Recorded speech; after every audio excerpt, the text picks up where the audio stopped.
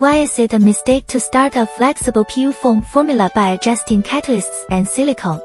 Many flexible PU foam formulas become harder and harder to stabilize, not because no one is adjusting the parameters later, but because the direction was never clearly set at the beginning. Once the starting direction is off, the whole process easily turns into repeated trial and error.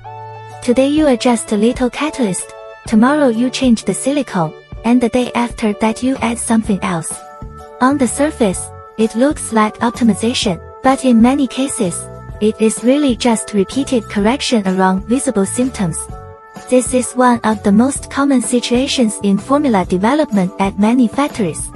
The real problem is often not a lack of action, but too many actions without a clear enough direction. And the cost is not just fragmented parameter changes. It also means more wasted time, more raw material trial cost, and worse production stability. A very common sign is that people start by focusing on catalysts and silicone. Catalysts control reaction speed, and silicone affects cell stability.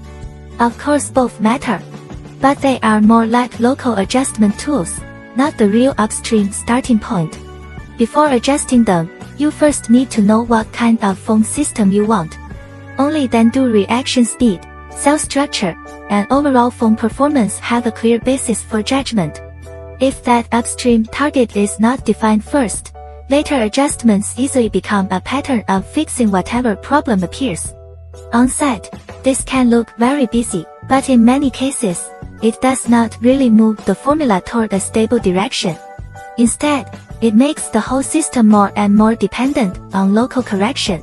So when developing a flexible PU foam formula, the first thing you should do is not rush to change catalysts or silicone.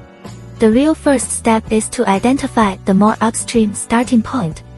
Once that point is set, later parameter adjustment, raw material selection, and production decisions all begin to make more sense. And in flexible PU foam formula calculation, that starting point is usually density. In other words, many formula problems do not come from not knowing how to adjust later. They often come from standing in the wrong place at the very first step. If the starting point is right, many later judgments become much smoother. But once the starting point is wrong, the more you adjust, the busier and less effective the work usually becomes. In the next episode, we'll move to the next key question: why does flexible PU foam formula calculation need to start with density?